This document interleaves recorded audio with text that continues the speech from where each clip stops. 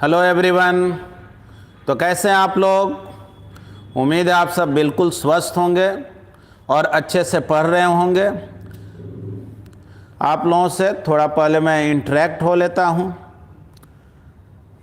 हाँ जी, प्रशांत ठाकुर, राहुल राज, अंकित तिवारी, प्रिंसी,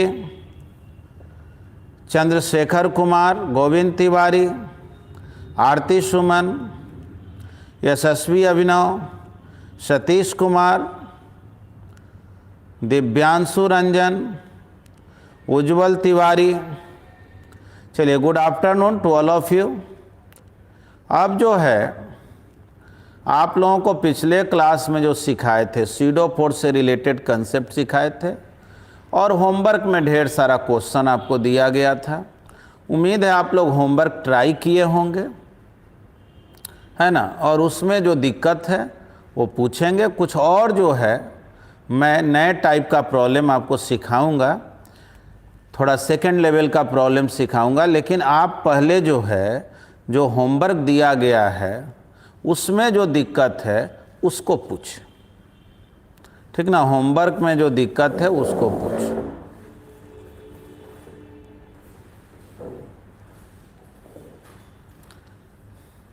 चलिए, हर कोई जो है अपना कमेंट में क्वेश्चन नंबर लिख। एससी वर्मा के बुक में आपको कोई भी क्वेश्चन में दिक्कत है तो नंबर लिख दें। पहले एससी वर्मा के बुक में जो भी दिक्कत है वो क्वेश्चन नंबर लिखें।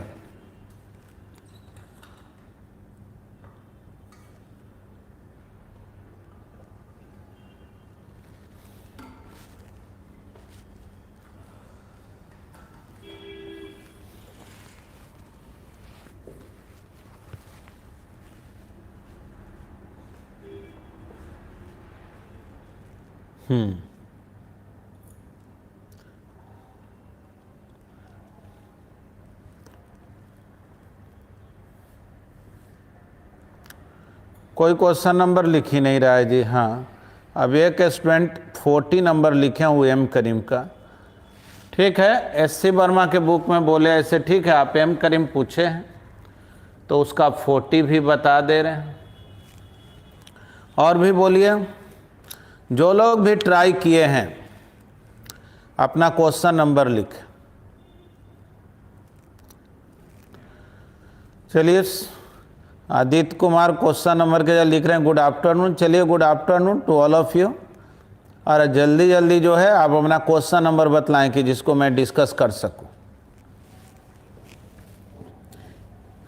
एससी वर्मा में या एम करीम के बुक में जो भी होमवर्क दिया गया है उसमें आपको जिस क्वेश्चन में दिक्कत है वो नंबर बोले।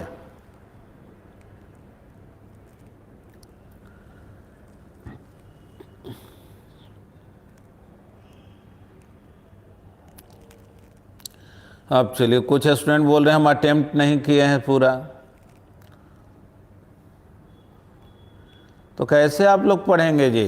अब तो चैप्टर फिनिश करना है ना, तो केवल फॉर्मेलिटी हो जाएगा ना। बिना पूछे को चैप्टर को फिनिश करना अच्छी बात नहीं।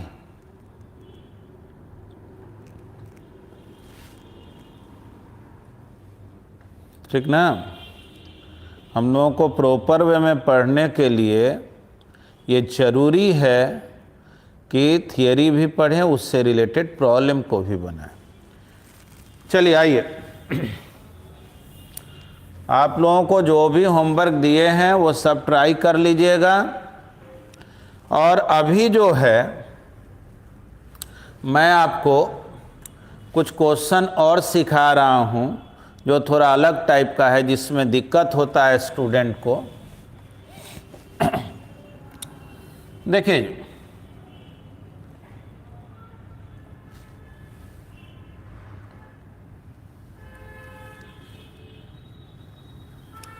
क्वेश्चन में कहा गया आपसे कि एक इंक्लाइंड प्लेन है जो स्मूथ सरफेस पे रखा गया। यानी ये जो इंक्लाइंड प्लेन है ना, ये भी जो है मूवेबल है, मूव कर सकता है, स्लाइड कर सकता है। इस इंक्लाइंड प्लेन का मास है m2 और इस इंक्लाइंड प्लेन पर m1 मास के एक ब्लॉक को रखती, ठीक ना, m1 मास के एक ब्लॉक को रखती। तो ये ब्लॉक जो है इस इंक्लाइंड प्लेन पर स्लाइड कर रहा है और जाहिर है इसमें फ्रिक्शन नहीं है, तो ये भी अपना स्लाइड करेगा। थोड़ा आप ऐसा सोचिए ना, ऐसा एक स्लाइड बना हुआ और जमीन में कोई फ्रिक्शन नहीं, और इस इंक्लाइंड प्लेन पर आप बैठ गए, इस स्लाइड पर बैठ गए, तो स्लाइड पर आप इधर फिसल रहे, ये पीछे भाग रहे नहीं। तो क्वेश्चन में यही पूछा जा रहा है पहले कि बतलाव ये जो इंक्लाइंड प्लेन है वो कितना एक्सेलरेशन से पीछे भागे, या इसी क्वेश्चन में कहेगा कि बतलाओ ये जो ब्लॉक है इस इंक्लाइंड प्लेन पे स्लाइड करते हुए नीचे आ रहा है, तो यहां से यहां आने में कितना टाइम लगेगा। इसका हाइट मान लो h दे दिया या इसका लेंथ ही बता दिया कि l है, तो काम कैसे करें। यानी हम लोगों को फोर्स कैलकुलेट करना है इंक्लाइंड प्लेन पर भी और ब्लॉक पर भी।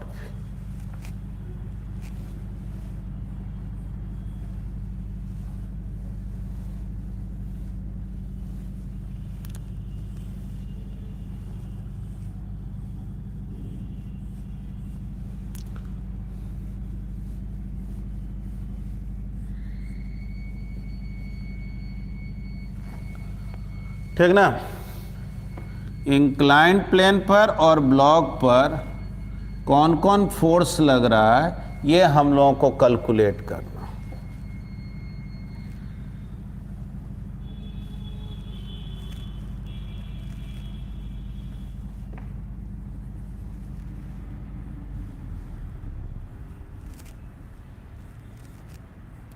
आइए थोड़ा समझिए।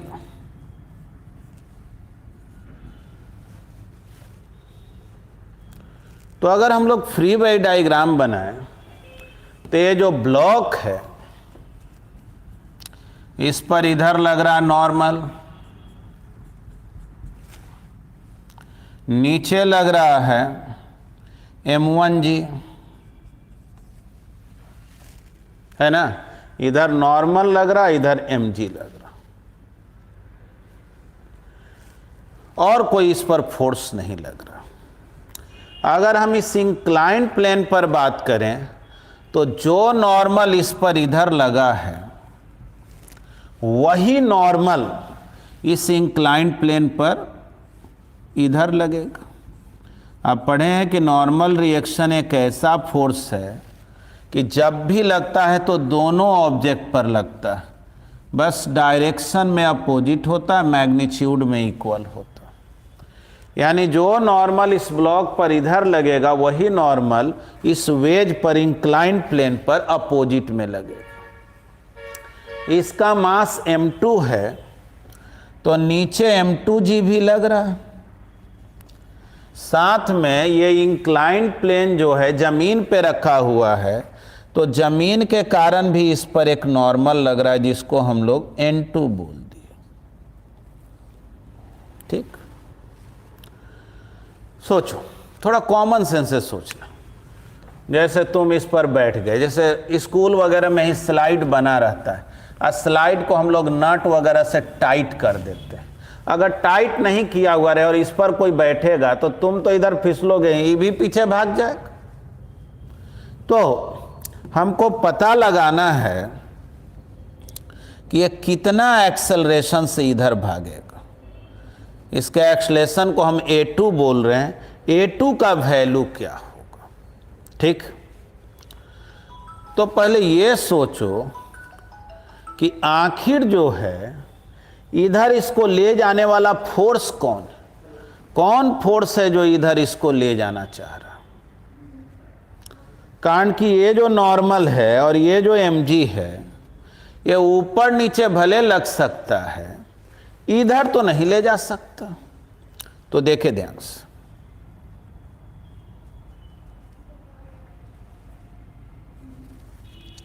जैसे ये एंगल थीटा,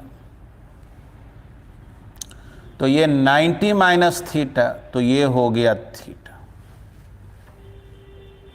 देखना, तो n1 को अगर कंपोनेंट में ब्रेक करें तो इधर हो गया n1 cos थीटा और इधर हो गया n1 sin थीटा,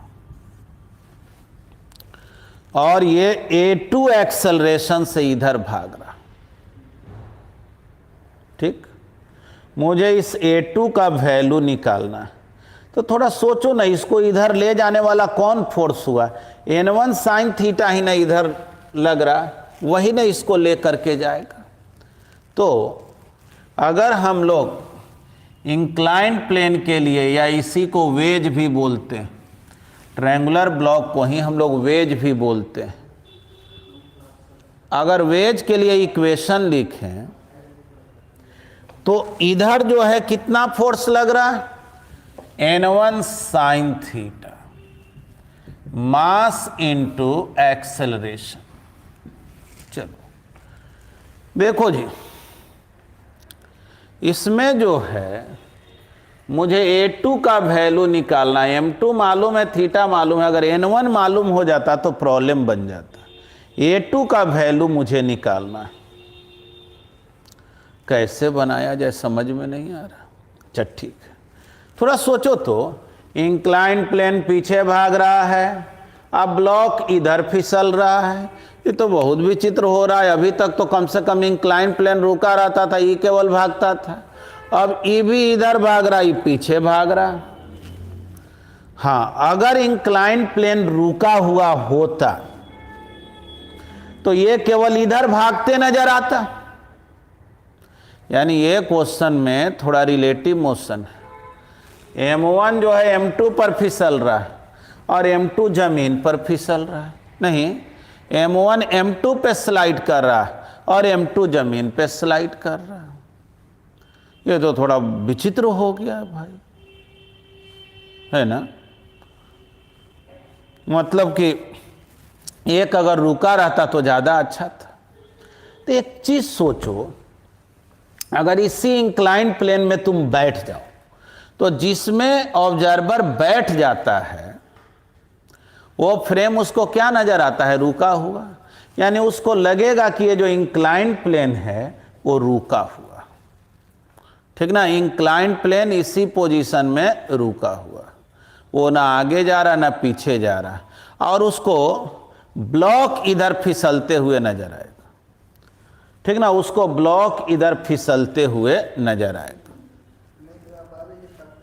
तो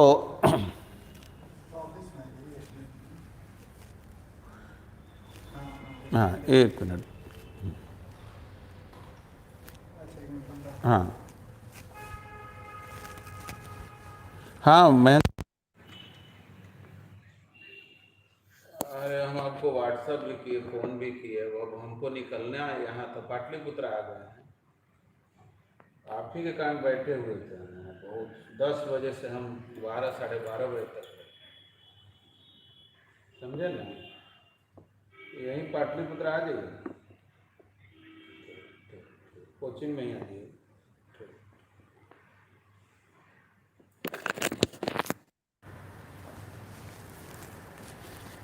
हाँ जी, बीच में थोड़ा डिस्टर्ब हो गया था। देखें तो m1 जो है वो m2 पे स्लाइड कर रहा है और m2 पीछे भाग रहा। तो ठीक है, कोई पूछेगा m1 का एक्सलेशन क्या होगा, m1 किधर जा रहा है ये तो बताओ, तो बोलेंगे m1 आगे भी जा रहा और पीछे भी जा रहा, मतलब सॉरी m1 इधर भी जा रहा, मतलब स्लाइड कर रहा डाउनवर्ड में भी और पीछे भी भाग रहा। कोई कहे एक्यूरेट बतलाओ, तो बोलेंगे भाई एक्यूरेट बताना तो संभव नहीं लग रहा है, एक्यूरेट कैसे बताए। तो खैर, अगर तुम बैठे रहते इस इंक्लाइन प्लेन में तो इंक्लाइन प्लेन रुका हुआ ना नजर आता और तब m1 इधर फिसलते नजर आते। ठीक ना, तो बोलेंगे in the frame of ways. अगर हम वेज में ही बैठ जाएं और इस ब्लॉक को देखें, तो इस फ्रेम में बैठ के ब्लॉक को देखेंगे तो फ्रेम इधर भाग रहा है, मतलब कि वेज में बैठेंगे तो वेज इधर भाग रहा है, तो इसको सीडो फोर्स इधर न दिखाई पड़ेगा। तो सीडो फोर्स कितने के इक्वल होता है? तो मास इनटू एक्सेलरेशन। ब्लॉक का मास m1 और एक्सेलरेशन a2 है, तो m1 a2 यही हो गया सीडो फोर्स। ध्यान से देखें कौन कौन फोर्स लग रहा है। तो ब्लॉक पर इधर लग रहा है नॉर्मल, नीचे लग रहा है m1g, और इधर लग रहा है सीडो फोर्स। ये किसको दिखाई पड़ेगा? तो जो ब्लॉक में बैठ के देखेगा उसको दिखाई पड़ेगा। ठीक, देखिए ये एंगल थीटा है, तो ये भी थीटा होगा, है ना। अब हम लोग इस फोर्स को कंपोनेंट में ब्रेक करें तो m1 a2 cos थीटा और इधर हो गया m1 a2 sin थीटा।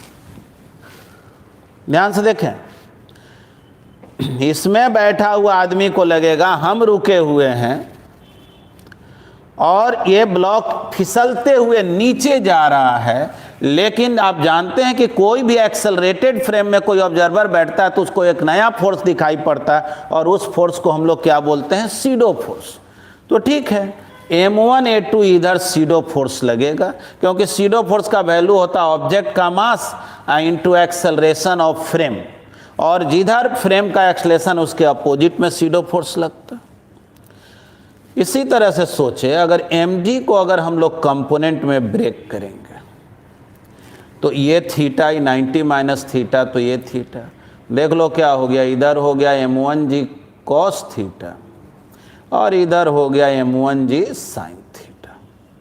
थोड़ा समझना, हमको तो n1 का वैल्यू चाहिए। तो सोचो तो इसमें बैठा हुआ आदमी बोलेगा कि हम रुके हुए हैं, ब्लॉक भले इधर फिसल रहा है लेकिन हम रुके हुए हैं, तो कहें ठीक है।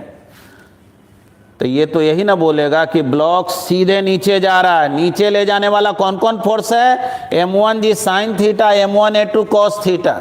लेकिन इधर जितना फोर्स लग रहा उतना ही इधर लग रहा है, और इधर इधर तो नहीं जा रहा, ये बैलेंस्ड है, भले इधर जा रहा हो।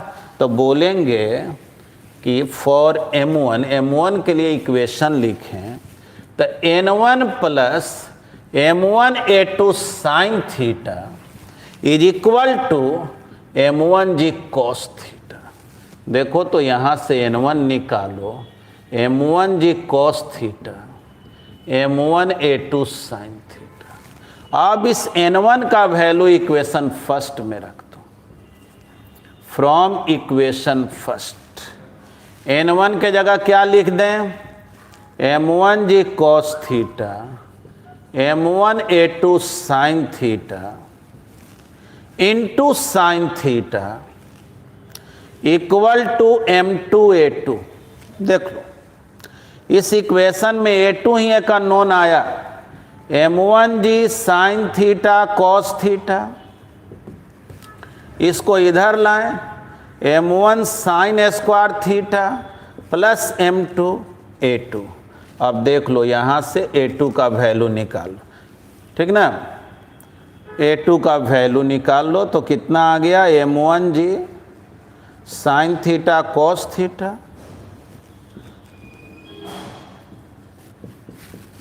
ठीक ना। आप लोग रिस्पॉन्ड करें तो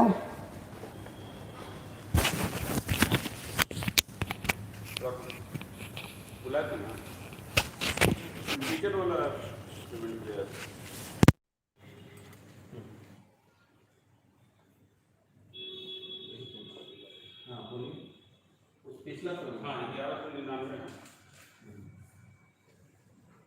ये आज का आया 2419 ईस्वी में 1420 का 1400 आज का आज वाला पेमेंट हम लोग को रखना है, प्रीवियस वाला पेमेंट।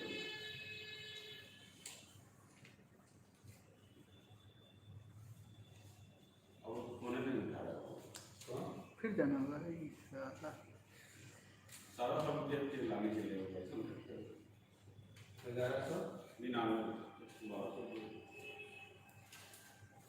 सुनिए, अभी स्विगी वाला मेरे घर पर पहुँचा हुआ है, स्विगी वाला घर पर पहुँचा हुआ है।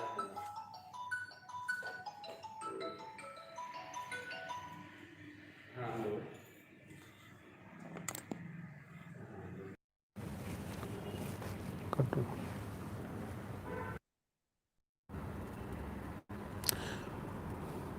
हाँ जी, बीच में थोड़ा ब्रेक हो गया था। हाँ, कुछ लोग लिख रहे हैं यस सर। बीच में कुछ लोगों का कमेंट जो है रुक गया होगा, बीच में कट गया था। चलिए, यहाँ तक अगर समझे तो ये तो हम लोग पता लगा लिए कि जब ये ब्लॉक इंक्लाइंड प्लेन पे स्लाइड करेगा तो इंक्लाइंड प्लेन का एक्सेलरेशन क्या होगा। चलो, ये तो हम लोग काम कर लिया। अगर बाय द वे इसी में पूछा जाता ना कि बतलाओ ये जो ब्लॉक है कितना एक्सेलरेशन से इस वेज के रिस्पेक्ट में नीचे उतरेगा, यानी वेज में बैठ करके अगर हम m1 को देखें तो वो कितना एक्सेलरेशन से नीचे जाते नजर आएगा। तो ठीक है, देखो मान लेते हैं late a1 to be the acceleration of m1 with respect to m2, यानी आप m2 में बैठ के m1 को देख रहे हैं, यही पोजीशन है उसका। तो इधर ले जाने वाला कौन फोर्स है, तो इधर ले जाने वाला फोर्स है m1 g sine theta plus m1 a2 cos theta equal to m1 a12। बस अब यहां से a12 निकल गया, है ना, एकदम सिंपल है। अगर इसी में पूछ दे कि ब्लॉक को यहां से यहां जाने में कितना टाइम लगेगा, तो इसमें कुछ नहीं करना है, s is equal to u t plus half a t square. इसका लेंथ देख लो कितना है, तो देखो ये हाइट h है, लेंथ अगर l होगा तो थोड़ा सोचो, sine theta h by l हुआ ना, तो l कितना h बाई साइन थीटा, तो l s के जगह हम लोग लिख देते h by sine theta, u के जगह तो 0 स्टार्ट में रख के छोड़ दिया गया था, half a1 two t square, half a1 two t square. a12 का जो वैल्यू आया यहां रख देंगे, टाइम निकल जाएगा। जनरली इस क्वेश्चन में पूछा ये जाता है ना कि वेज का एक्सेलरेशन बतलाओ, ठीक है। तो एक काम करेंगे आप लोग कि पहले तो आप लोग रिस्पॉन्ड कीजिए कि इसमें क्या दिक्कत है ना। कोई अगर प्रॉब्लम हो तो थोड़ा सा बीच बीच में जो है ना ये दिक्कत आ जा रहा है नेटवर्क को लेकर के और डिस्कनेक्ट हो गया। चलिए, अब तो आप लोग देख पा रहे होंगे, थोड़ा सा कमेंट कीजिए, इसको मैं आगे बढ़ाता हूं।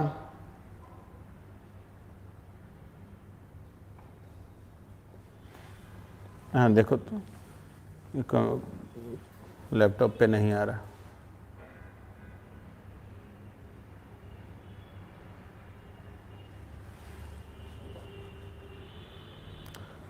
हाँ जी,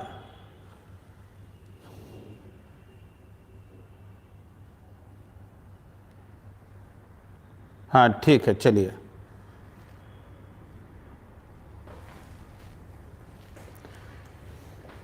हाँ जी, चलिए हम लोग आगे देखते हैं। तो ये एक अलग टाइप का क्वेश्चन था, ध्यान से देखिए। इस क्वेश्चन में ढेर सारा पार्ट था। पहले था कि इस वेज का एक्सेलरेशन बतलाओ, फिर हो गया कि इस ब्लॉक को यहां से यहां आने में कितना टाइम लगेगा, इस ब्लॉक का एक्सेलरेशन बतलाओ, इस वेज के रिस्पेक्ट में जो a12 करके निकाले। तीसरा क्वेश्चन था यहां से यहां आने में ब्लॉक को कितना टाइम लगा, s is equal to u t plus half a t square, s के जगह ये डिस्प्लेसमेंट रख दो u0, यहां से टाइम निकाल दिया, है ना।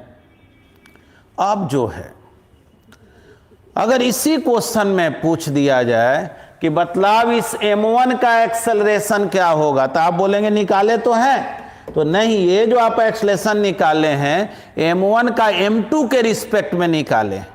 मतलब अगर आप वेज में बैठ के m1 को देखेंगे तो इतना एक्सेलरेशन से वो जाते नजर आएगा। ये रिलेटिव एक्सेलरेशन है, ये एक्चुअल एक्सेलरेशन नहीं है।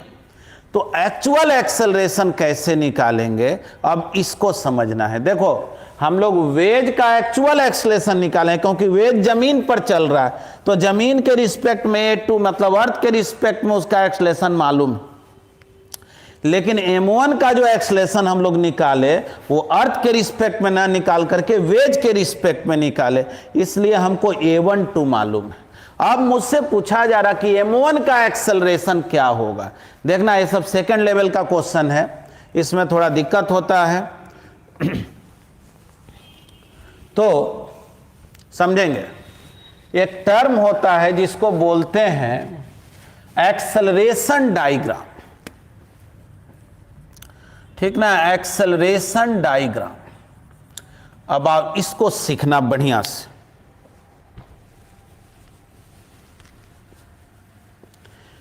देखो, m1 m2 पर स्लाइड कर रहा है, m2 अर्थ पे स्लाइड कर रहा है। अगर m2 रुका रहता तब तो m1 का एक्सेलरेशन सीधे इधर होता, लेकिन m1 इधर आ रहा और m2 पीछे भाग रहा।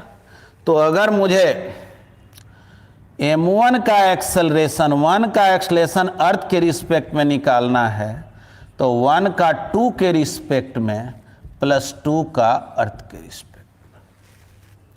ठीक ना। m1 का एक्सेलरेशन अगर मुझे अर्थ के रिस्पेक्ट में निकालना है तो बोलेंगे m1 का m2 के रिस्पेक्ट में, क्योंकि m1 m2 पे स्लाइड करा, m2 अर्थ पे स्लाइड। रिलेटिव मोशन में यही तो पढ़े थे। अब डायग्राम में कैसे समझाएं, तो m1 का m2 के रिस्पेक्ट में इधर है ना, a12 इधर है, ये वाला जो वेक्टर है इधर है, a2 इधर है। तो देखो डायग्राम में कैसे बनाएंगे, बोलेंगे कि a12 जो है वो इधर है, 1 का एक्सेलरेशन 2 के रिस्पेक्ट में इधर है, और 2 का एक्सेलरेशन अर्थ के रिस्पेक्ट में इधर, ठीक ना, हेड इधर दिखा है। यानी m1 जो है इधर भी जा रहा है और इधर भी जा रहा है, तो इन दोनों का जो रिजल्टेंट होगा वही हो गया 1 का एक्सेलरेशन अर्थ के रिस्पेक्ट में। समझे, 1 2 के रिस्पेक्ट में इधर जा रहा है, 2 पीछे भाग रहा है, तो रिजल्टेंट इधर हो गया। और आपको मालूम है ये एंगल थीटा है, 1 2 के रिस्पेक्ट में इधर जा रहा है तो ये एंगल तो थीटा है ना। देखो, ऑलरेडी हम लोग a2 का वैल्यू निकाले हुए, नहीं a2 देखो निकाले हुए, फिर a12 भी निकाले हुए। अब हमसे a1 पूछा जा रहा, तो अब बहुत दिमाग नहीं लगाना। देखो, अगर मैथमेटिक्स से प्रॉपर्टीज ऑफ ट्रायंगल से फॉर्मूला यूज करें cos थीटा, तो a2 स्क्वायर, ठीक ना, ये वाला वेक्टर का स्क्वायर, इसका मैग्नीट्यूड a2 लिखे हैं, plus a12 square minus a1 square, इसके एक्सलेशन को a1। देखो, जब a1 बोल देना और e ना लिखें तो समझा जाता है कि वो अर्थ के रिस्पेक्ट में, डिवाइडेड बाई 2a2 a12। देख लो जी, इसमें अननोन केवल एक ही है, कौन है, a1। बाकी a2 मुझे मालूम है, a12 मालूम है, थीटा मालूम है, बस वैल्यू पुट करना, a1 निकालना है। देखो, जनरली इतना लेंदी क्वेश्चन एग्जाम में नहीं पूछा जाता, क्योंकि इसमें तो बहुत टाइम लग जाएगा। लेकिन जो कंप्रहेंशन टाइप का क्वेश्चन होता है ना, जिसमें एक ही क्वेश्चन में ढेर सारा पार्ट होता है, उसमें दिक्कत हो जाता है, ठीक है। चलिए, एक स्टूडेंट बोल रहा है cos थीटा फिर से बता दीजिए। ध्यान से देखें, आपको ऑलरेडी पहले आप देखिएगा जहाँ ट्रिग्नोमेट्री का बेसिक मैथमेटिक्स सिखाए थे, वहाँ पर एक बात सिखाया गया था, जैसे ABC सामने वाला साइड को स्मॉल ए स्मॉल बी स्मॉल सी।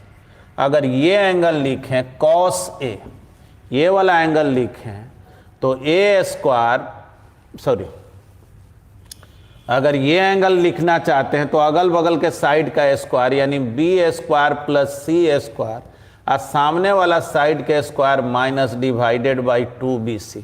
तो देखो वही काम किए हैं, कॉस थीटा लिखना है तो a2 square plus a1 square minus a1 square divided by 2a2 into a12, ठीक ना।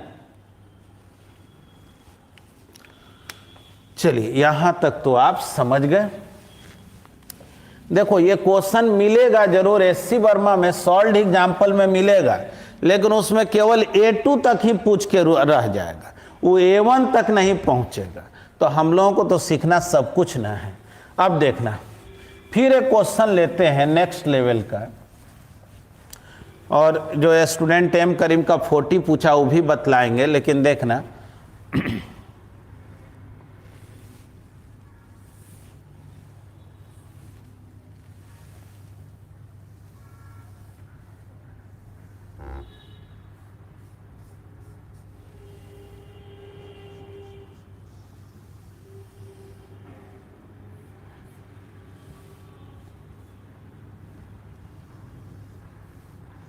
देखो क्वेश्चन है, एक इंक्लाइंड प्लेन, इस पे हम लोग इस रॉड को रख दिया और ये रॉड जो है ये दो फिक्स क्लैंप के बीच में, देखेंगे ये वर्टिकल क्लैंप है, उसी के बीच में रॉड को अटैच कर दिया गया। यानी ये रॉड जो है जब भी नीचे उतरेगा तो ये रहेगा वर्टिकल ही, टेढ़ा मेढ़ा होने वाला नहीं, ठीक ना। ये जो सपोर्ट दिया गया वर्टिकल सपोर्ट, इसको इधर उधर होने नहीं देगा। चलो इस रॉड को हम M1 बोल दे रहे हैं और इंक्लाइंड प्लेन को M2 बोल दे रहे हैं, और ये एंगल थीटा। अब आपसे क्वेश्चन में ये कह देगा कि अगर M2 इधर जा रहा है 5 मीटर पर सेकेंड स्क्वायर एक्सेलरेशन से, तो बतलाओ M1 का एक्सेलरेशन क्या होगा, रॉड का एक्सेलरेशन क्या होगा। यानी समझो पूछा जा रहा है कि रॉड का एक्सेलरेशन और जो इंक्लाइंड प्लेन है वेज का एक्सेलरेशन, उसमें रिलेशन क्या होगा ये बतलाओ। तो कैसे बनाएंगे, चलिए ध्यान से देखें।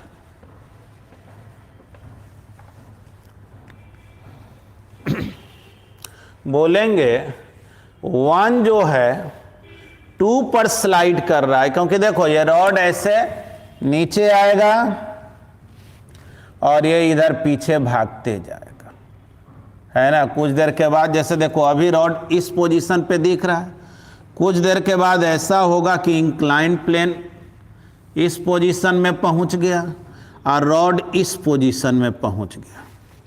तो सोचो पहले इंक्लाइंड प्लेन इतना दूर दिखाई पड़ रहा था, अब इस इंक्लाइंड प्लेन से लगेगा कि तो मेरे बहुत नज़दीक आ गया। थोड़ा समझना, इंक्लाइंड प्लेन कुछ देर में इस पोजीशन में चला गया,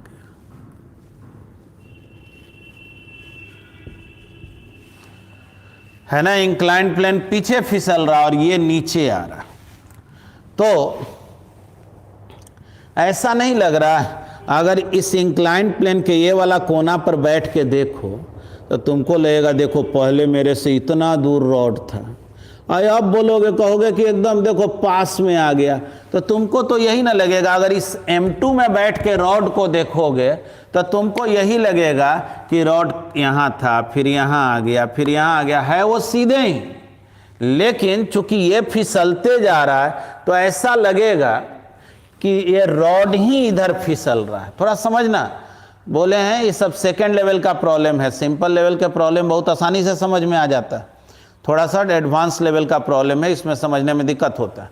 तो बोलेंगे क्या कि पहले रॉड यहाँ था, कॉर्नर से डिस्टेंस इतना था, फिर रॉड यहाँ आ गया, कॉर्नर से डिस्टेंस घट गया। मतलब ऐसा समझो इंक्लाइंड प्लेन पर रॉड इधर फिसल रहा, ठीक ना, इंक्लाइंड प्लेन पर रॉड इधर फिसल रहा। तो ये बतलाओ कि रॉड का एक्सेलरेशन और इंक्लाइंड प्लेन के एक्सेलरेशन में क्या रिलेशन है। ठीक, देखो कैसे बनाए। जबकि सही बात यह है कि ये दोनों जो सपोर्ट है इसको वर्टिकल जाने के लिए मजबूर किए हुए। बोलेंगे क्या, rod is restricted to move along downward direction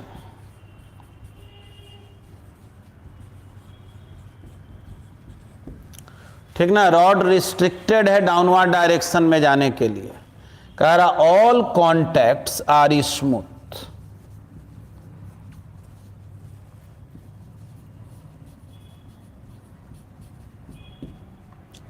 find a relation between the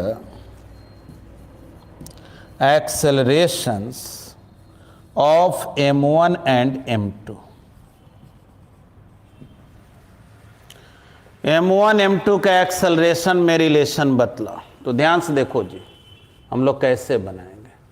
1 का एक्सेलरेशन अगर अर्थ के रिस्पेक्ट में निकालना है, 1 हम रॉड को बोल रहे हैं, रॉड का अगर वेज के अर्थ के रिस्पेक्ट में निकालना है तो रॉड जो है वो फिसल रहा है वेज पर, यानी 1 का 2 के रिस्पेक्ट में प्लस 2 का अर्थ के रिस्पेक्ट में। ध्यान से देखना, बहुत ज़्यादा दिमाग नहीं लगाना। यहाँ पर तय है कि m1 तो जा नीचे ही रहा है, भले इंक्लाइंड प्लेन में बैठा हुआ आदमी को इधर भागते नजर आए, लेकिन जा तो नीचे ही रहा। तो 1 का एक्सेलरेशन 2 के रिस्पेक्ट में इधर है, रॉड इसके रिस्पेक्ट में ऐसा लग रहा है इधर जा रहा, तो ये हो गया a12। और 2 का एक्सेलरेशन अर्थ के रिस्पेक्ट में इधर है,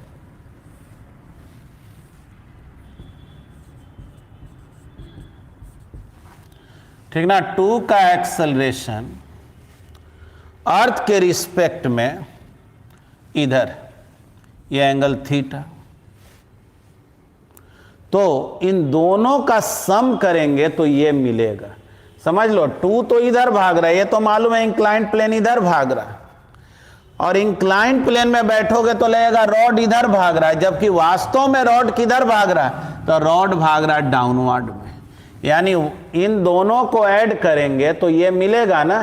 तो 1 का एक्सेलरेशन अर्थ के रिस्पेक्ट में, यानी रॉड का जो नेट एक्सेलरेशन है वो वास्तव में किधर है, डाउनवर्ड में। वो इधर उधर जा नहीं रहा है, भले इंक्लाइंड प्लेन में बैठने पर ऐसा दिख रहा। अब सोच लो, जब ये काम हो गया तो सोचो tan थीटा अगर यूज करो तो परपेंडिकुलर अपॉन बेस, a1 को ही a1 बोलते हैं, इसका एक्सेलरेशन a1 हो गया, a2 हो गया। अक्सर अर्थ के रिस्पेक्ट में बोलने का जरूरत नहीं पड़ता है, तो a1/a2, तो बोलो a1 किसके इक्वल, a2 tan थीटा। देखो तो a1 और a2 में एक रिलेशन आ गया कि नहीं। अब क्वेश्चन में कह देगा कि वेज जा रहा है 5 मीटर पर सेकंड स्क्वायर एक्सेलरेशन से, तो बतलाओ रॉड का एक्सेलरेशन क्या होगा। तो बोलो यहाँ 5 रख देंगे, थीटा का वैल्यू, एक्सेलरेशन निकल जाएगा कि नहीं, है ना। तो एक रिलेशन तो आ गया। तो चलिए इसको नोट कर लें और थोड़ा सा रिस्पॉन्ड करें।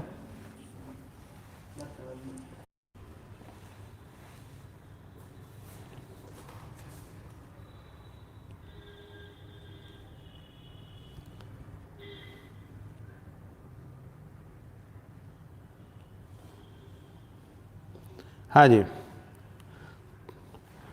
थोड़ा सा आप लोग कमेंट करेंगे।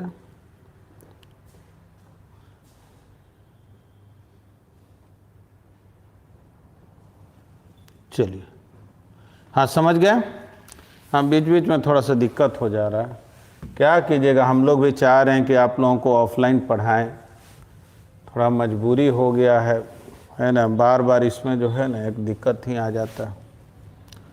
अच्छा ठीक है, अब जो है जो स्टूडेंट 40 नंबर प्रॉब्लम पूछा था उसको बतला दे रहे हैं। और भी कोई स्टूडेंट के किसी क्वेश्चन में दिक्कत हो तो वो नंबर अपना रख सकता है। हम अपने तरफ से तो कोशिश किए थे कि ज़्यादा से ज़्यादा क्वेश्चन बता दें, समझा दें, जिससे आपको दिक्कत ना हो। लेकिन पता नहीं, आप लोग शायद बीच में जो है थोड़ा छठ पर्व आया और थोड़ा कंटिन्यूटी लूज हुआ है, उससे दिक्कत हो गया, या किस कारण से बना नहीं रहे कि आप बना रहे हैं तो सब बन जा रहा है। ये भी थोड़ा आश्चर्य ही हो रहा है कि बना रहे हैं तो आपका सब बन जा रहा है, ठीक ना।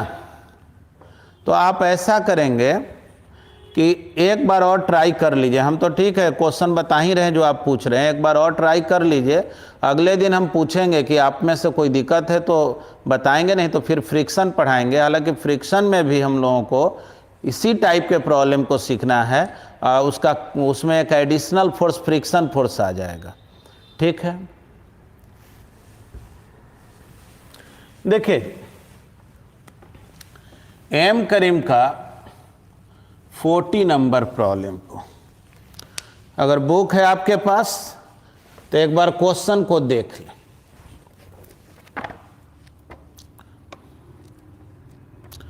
नहीं है तो मैं क्वेश्चन जो है एक्सप्लेन कर दे रहा हूं। देखिए 40 नंबर प्रॉब्लम में कह रहा है कि एक पुली है जिसके बोथ साइड जो है एक एक ब्लॉक को लटकाया गया।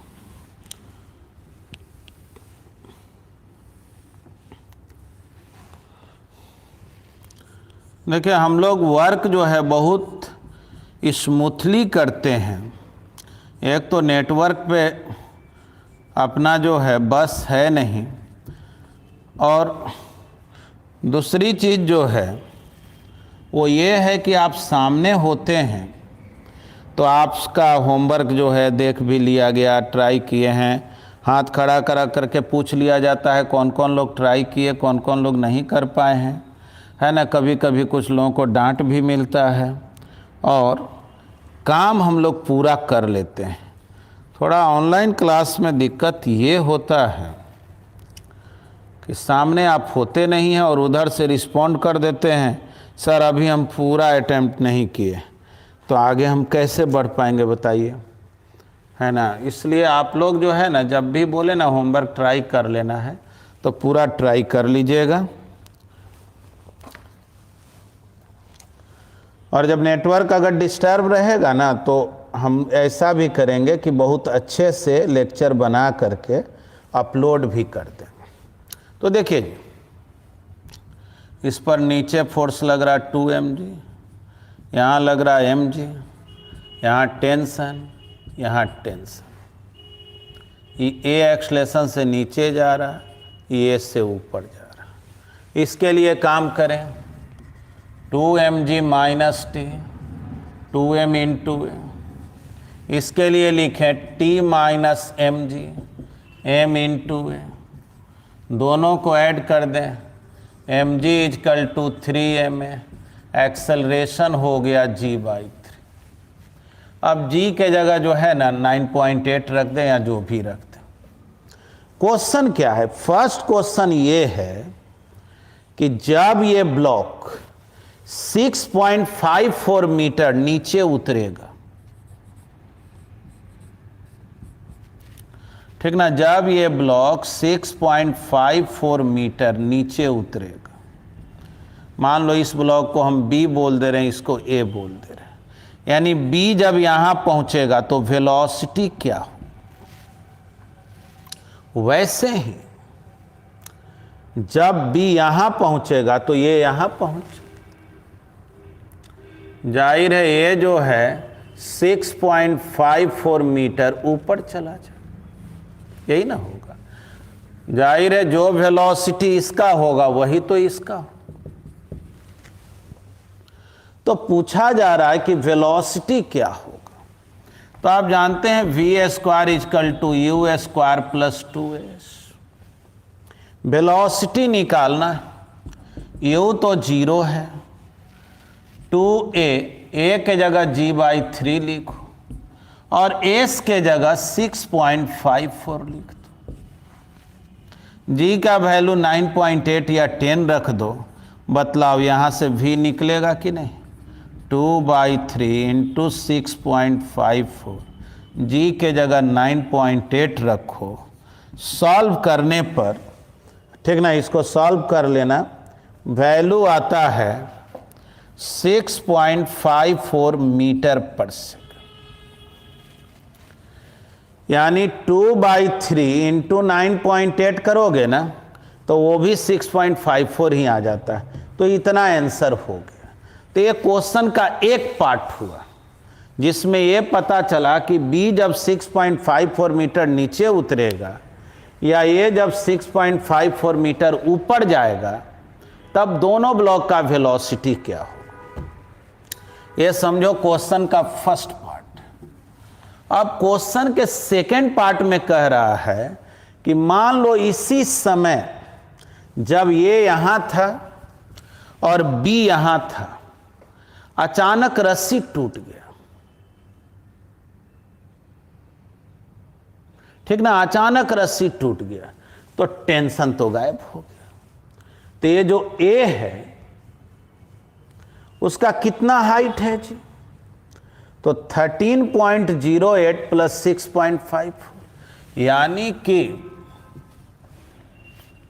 अगर हम लोग बात ब्लॉक ए का करें तो ए का ग्राउंड से हाइट कितना है?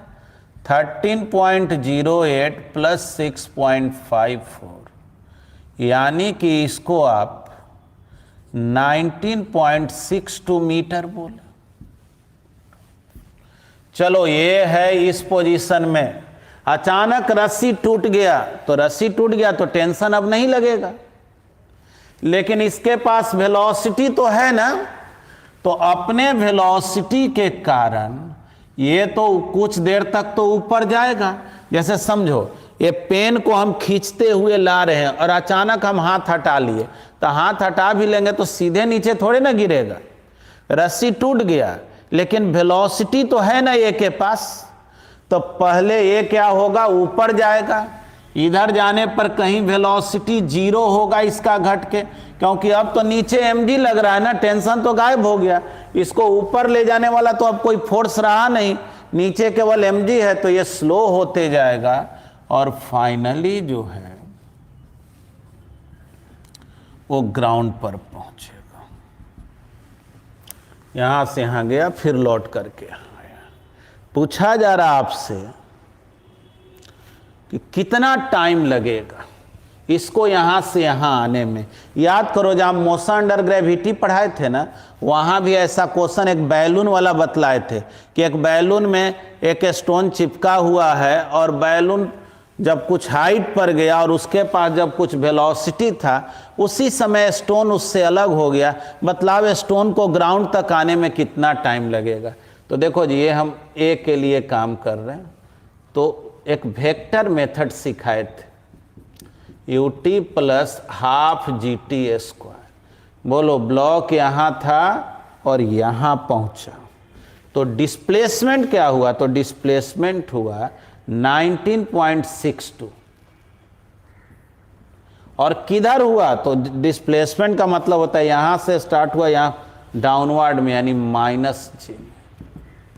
u इनिशियल वेलोसिटी, तो इनिशियल वेलोसिटी है v, किधर? अपवर्ड। g कितना?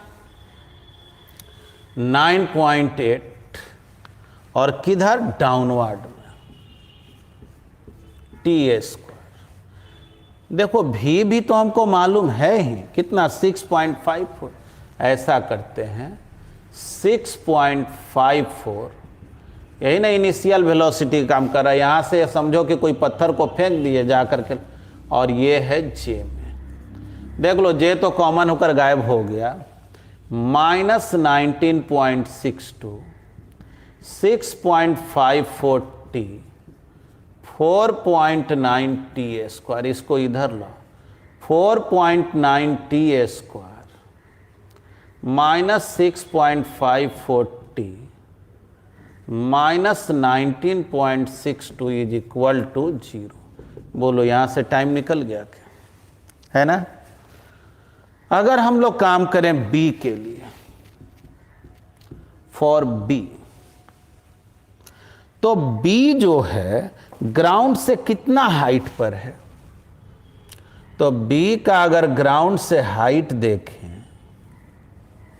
तो देखो जी, पूरा हाइट था 13.08, जिसमें 6.54 नीचे उतर गया था, तो ग्राउंड से हाइट बच गया 13.08 माइनस 6.54, यानी इक्वल टू हो गया 6.54 मीटर।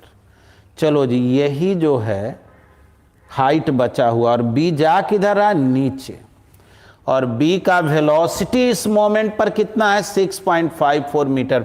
अब देखो ये तो सीधे नीचे जा रहा, तो डायरेक्ट लिख सकते हो s is equal to u t plus half g t square. देखो ए नहीं लिख रहे हैं, जी लिख रहे हैं, यहां भी जी लिख रहे हैं, क्योंकि रस्सी जैसे ही टूटा तो इस पर लगने वाला फोर्स केवल mg है ना, यानी कि इसका एक्सेलरेशन कितना है, 9.8 मीटर पर सेकंड स्क्वायर, और किधर डायरेक्टेड है, डाउनवर्ड में। तो देखो जी, एस के जगह लिखेंगे, चाहो तो इसको भी वेक्टर फॉर्म में लिख सकते हैं। कहोगे कि इसको वेक्टर, लेकिन सिखाए थे कि वेक्टर में तब लिखना जब एक ही क्वेश्चन में ऑब्जेक्ट का मोशन कुछ टाइम अपवर्ड हो और कुछ टाइम डाउनवर्ड हो। ऐसे भी लिखोगे तो दिक्कत नहीं। यहां से यहां गया, कितना डिस्प्लेसमेंट, 6.54, किधर, माइनस 6। इनिशियल वेलोसिटी तो ये भी है 6.54, किधर, माइनस 6। हाफ जी कितना, तो 9.8, किधर, डाउनवर्ड में, माइनस 6। देख लो, माइनस जे कॉमन होकर गायब हो गया, 6.54 टी 4.9 टी स्क्वायर, इसको इधर लाओ, 4.9 t square 6.54 t minus 6.54 is equal to 0। बोलो यहां से टाइम निकलेगा क्या, है ना। तो चलिए, ये तो प्रॉब्लम बन गया, नोट किया जाए और थोड़ा रिस्पॉन्ड भी करें। एक स्टूडेंट बोल रहा है कि टेस्ट का 7 नंबर क्वेश्चन बतला दीजिए। थोड़ा सा टेस्ट का क्वेश्चन नंबर 7 दे दो।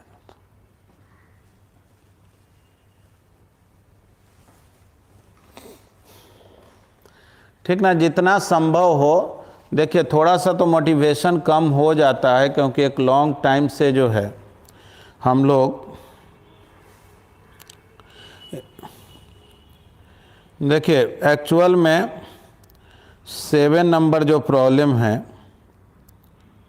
ये आप लोगों के लिए थोड़ा गलती से ये लोग दे दिया था, देने में मेरे ही से गलती हुआ है। कोएफिशिएंट ऑफ फ्रिक्शन एक्चुअली अगले चैप्टर से है, तो ये नहीं बना है तो कोई बात नहीं, इसको छोड़ दीजिए, हम फ्रिक्शन पढ़ाएंगे तो समझ में आएगा। गलती से वो सिलेक्ट हो गया, क्योंकि ज़्यादातर बुक में जो है ना, न्यूटन्स लॉ और फ्रिक्शन एक साथ चैप्टर होता, अलग अलग नहीं होता, इसीलिए दिक्कत हो गया। ठीक ना, चलिए थोड़ा रिस्पॉन्ड करें आप लोग।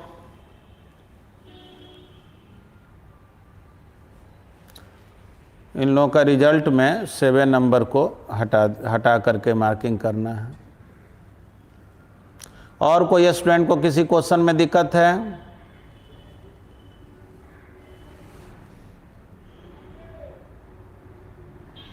बोलिए, नंबर थोड़ा बोलिए। टेस्ट का भी कोई क्वेश्चन जो आप ट्राई किए हो, नहीं बना हो?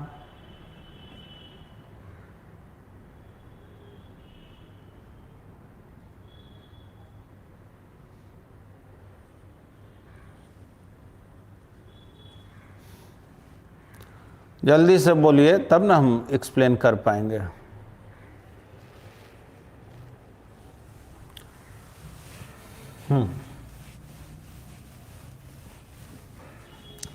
चलिए, आप लोग जब कुछ बोल नहीं रहे हैं तो हम आपको एक क्वेश्चन देते हैं। 10 नंबर बोला है स्टूडेंट। अच्छा ठीक है,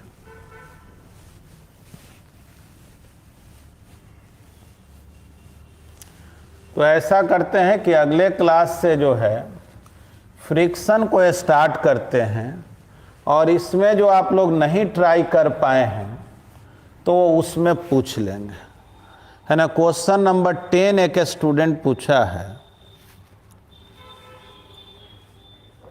चलिए 10 नंबर बतला दे रहे हैं।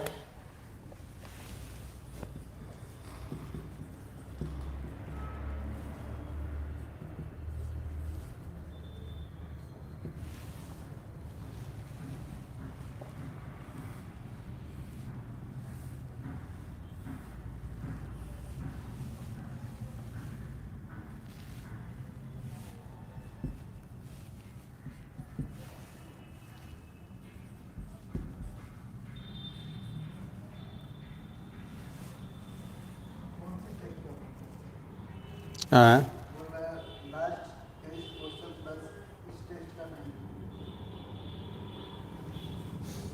नहीं। चलिए इसको लिख लिए हैं तो बतला दे रहे हैं। कह रहा क्वेश्चन में, for what minimum value of F the block will be lifted up. ध्यान से देखें, ये नीचे लग रहा है mg, ऊपर लग रहा है नॉर्मल। इस f को कंपोनेंट में ब्रेक करें, f cos 30 और ऊपर हो गया f sin 30। क्वेश्चन में पूछा जा रहा है f का वैल्यू क्या हो जिससे ब्लॉक जो है ना जमीन के कांटेक्ट को छोड़ दे। देखो, जमीन के कांटेक्ट जैसे ही छूटेगा ना तो नॉर्मल 0 हो जाता। तो हम लोग तो ऐसे बोलेंगे, ऊपर फोर्स लग रहा अभी n प्लस एफ साइन 30 जो इक्वल है mg के, ठीक ना। n प्लस एफ साइन 30 किसके इक्वल है? mg के। और अगर कांटेक्ट को लूज होना है तो लूज द कांटेक्ट, तो याद रखना कांटेक्ट ब्रेक होने का मतलब होता है फिजिक्स में कि नॉर्मल रिएक्शन 0, क्योंकि नॉर्मल रिएक्शन एक कांटेक्ट फोर्स है। जैसे ही कांटेक्ट गायब होगा नॉर्मल 0। तो आप जो हैं नॉर्मल के जगह 0 पुट करें और एफ साइन 30 1/2 mg, बस एफ का वैल्यू 2 mg होगा।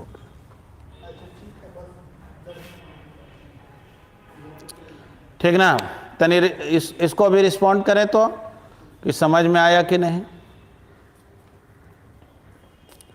इसमें तो कोई दिक्कत शायद नहीं हुआ होगा। बस एक बात याद रखिएगा, हाँ,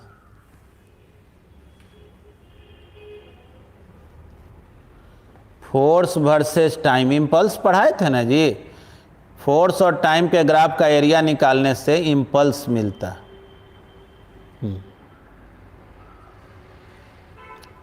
देखिएगा न्यूटन्स लॉ में सेकंड क्लास जो पढ़ाएं उसमें तो पूरा यही सब पढ़ाते रहे थे। हाँ, तो किस क्वेश्चन में आप 10 नंबर क्वेश्चन पूछे जी? एक स्टूडेंट जो पूछ रहे थे 10 नंबर इस टेस्ट का नहीं तो पिछले टेस्ट का है, तो थोड़ा सा क्वेश्चन आप भेज दीजिए ना व्हाट्सएप पे, तो क्वेश्चन जो है देख करके जल्दी से हम एक्सप्लेन कर दे रहे हैं।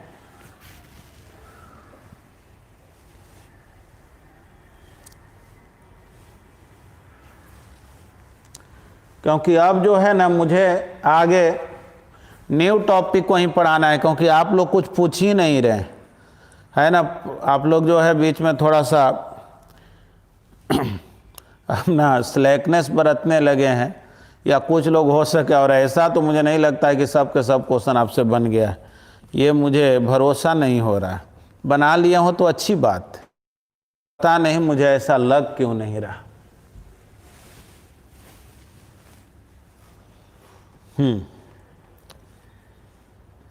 चलिए एक क्वेश्चन हम और बता रहे हैं जब तक आप कुछ पूछ नहीं रहे हैं। जैसे देखिए क्वेश्चन में ऐसे कहे ना, एक पुली है, इस पर एक चेन रखा हुआ ऐसे,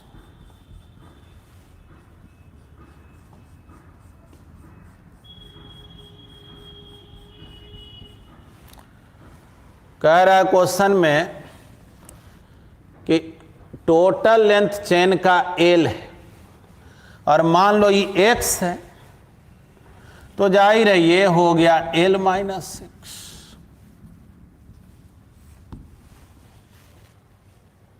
टोटल लेंथ जो है ना वो एल है। तो क्वेश्चन में कहा जा रहा है कि चेन जो है वो कब एक्सेलरेट नहीं करेगा। तो देखो चेन रुका हुआ कब रहेगा, जब जितना इधर पोर्शन है उतना ही इधर पोर्शन, तो बराबर का लटका हुआ रहेगा तो नहीं एक्सेलरेट करेगा। लेकिन अगर ये पूछ दे under what circumstances chain will accelerate, ठीक ना, क्वेश्चन में कह दिया under what circumstances chain will accelerate. Also find its acceleration at this moment. तो देखो ये बोलेंगे कि एक्सेलरेशन के लिए जरूरी है, एक्सेलरेशन के लिए जरूरी है कि x जो है l माइनस एक्स के इक्वल नहीं होना चाहिए, ठीक ना। x should not be equal to l minus x for acceleration, यानी 2x not equal to l, यानी x जो है l बाई 2 नहीं होना चाहिए। समझो क्वेश्चन का ये फर्स्ट पार्ट हो गया, है ना। x का वैल्यू l बाई 2 नहीं होना चाहिए।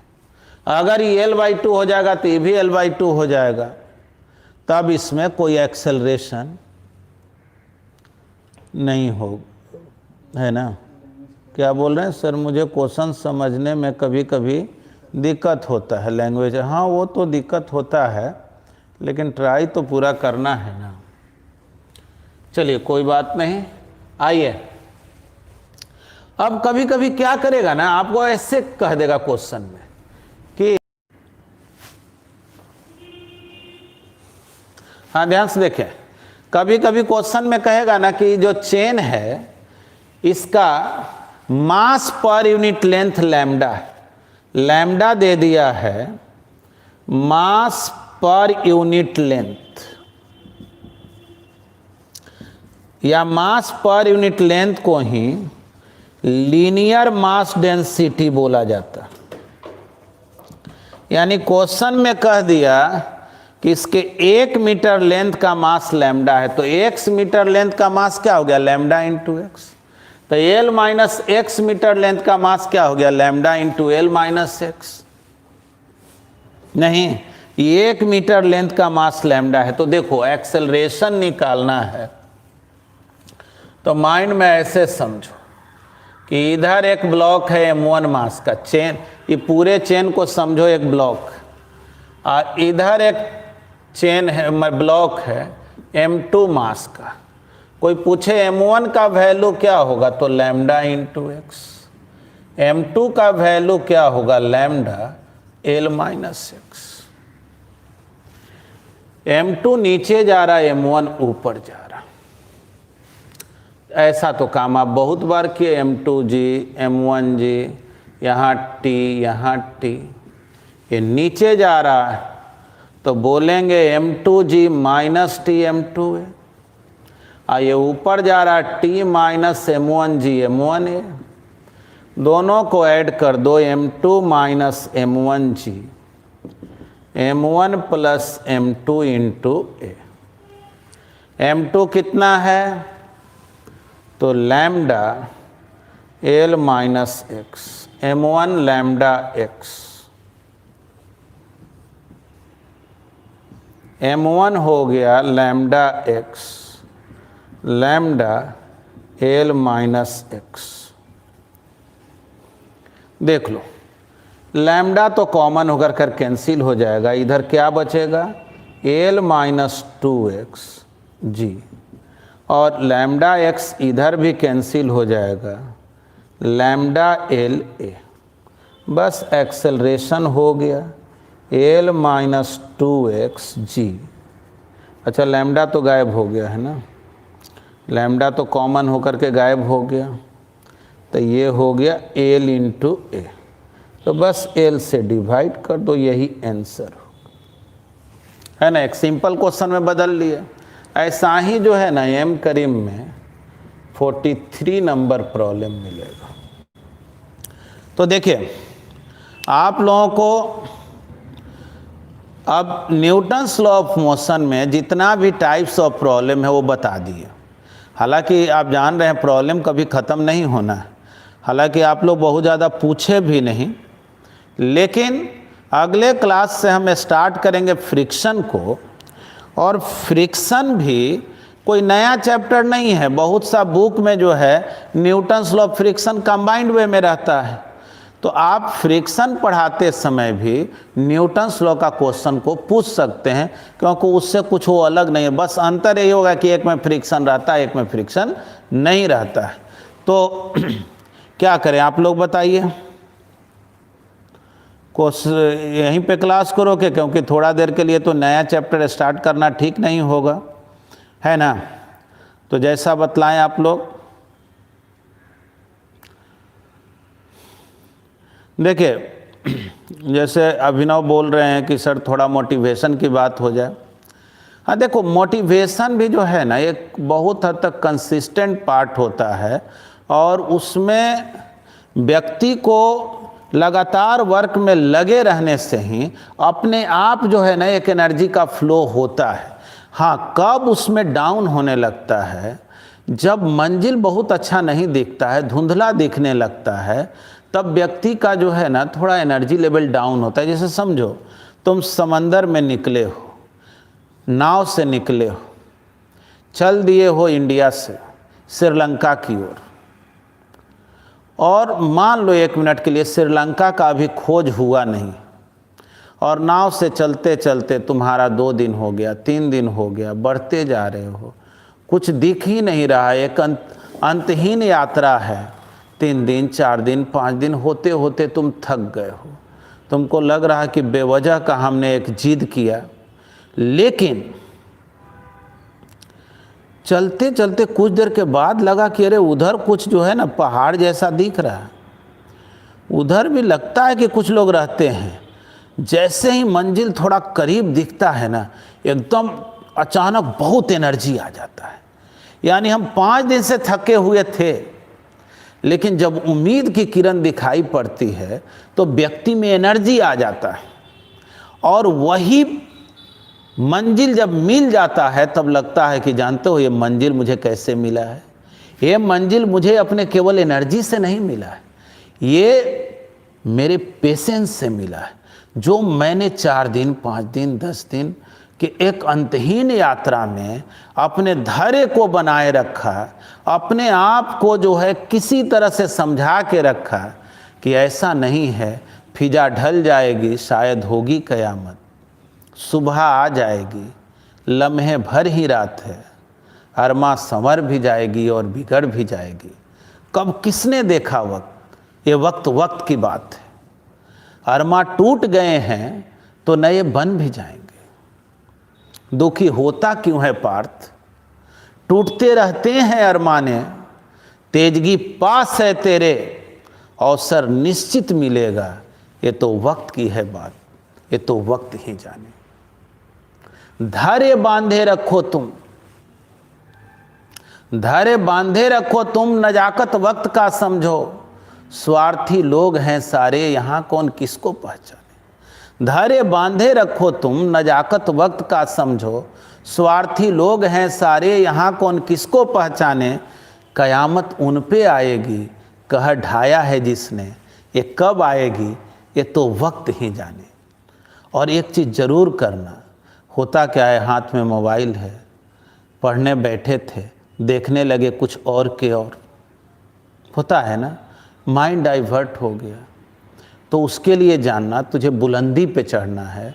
अब बुलंदी पे जानते हो जो लोग भी चढ़े हैं ना, शिक्षक उनके एक रोल किए हैं, गार्जियन उनको मदद किए हैं, लेकिन हकीकत ये है कि जो मंजिल उनको मिला है उसमें 5% 10% ही शिक्षक की योगदान है और 5-10% ही गार्जियन की योगदान है। हाँ, एक बात ज़रूर है कि गार्जियन का योगदान बहुत ज़्यादा तब हो जाता है कि अगर मान लो तुम जन्म लिए और तुम्हारे माता पिता तुमको स्कूल ही नहीं भेजते, तो तुम्हारा सब काम खत्म, तब शिक्षक भी नहीं मिलते, तब तुम्हारा जो अपना प्रतिभा है वो दमित हो जाता। तो कोशिश ये करना चाहिए कि हम सबको दिल से धन्यवाद देते हुए कि मैं ऐसे घर में पैदा लिया, मेरे माता पिता ऐसे मिले। जान लेना लिविंग गॉड जो है धरती पे माँ पिता ही होते हैं, कि चलो उनके वजह से मुझे गुरु मिले और फिर मुझे गुरु ने मार्गदर्शन किया और मैं अथक परिश्रम लगातार मेहनत करके एक मंजिल को हासिल किया। क्योंकि देखो दुनिया में जितना भी आया है लोग ना, उनको एक माता पिता ज़रूर होता है और ज़्यादातर लोगों को कहीं ना कहीं से कुछ गुरु भी मिल जाते हैं, लेकिन सब लोग उतना सफल नहीं होते हैं। जिनको माता पिता भी मिले हों, गुरु भी मिले हों और स्कूल भी बहुत अच्छे मिले हों, लेकिन एक ही स्कूल में सफलता तो अलग अलग मिलती है, यानी सफलता में खुद का योगदान होता है। इसलिए याद रखना, सुहानी चांदनी रातों में दीपक क्यों जलाते हो? चांदनी रात तो खुद ही खूबसूरत है ना। सुहानी चांदनी रातों में दीपक क्यों जलाते हो? रोशनी आने दो अंदर, समा को सज जाने दो, आत्मसात कर लो तुम इन प्यारे क्षणों को, बुलंदी पे चढ़ना है, यूं वक्त न जाने दो, अपने समय को बर्बाद मत करो, ठीक ना। तो चलो इन्हीं चंद शब्दों के साथ इस क्लास को जो है मैं फिनिश करता हूँ। उम्मीद है थोड़ा बहुत आप लोग मोटिवेट हुए होंगे। थैंक यू, धन्यवाद, हैव ए नाइस डे।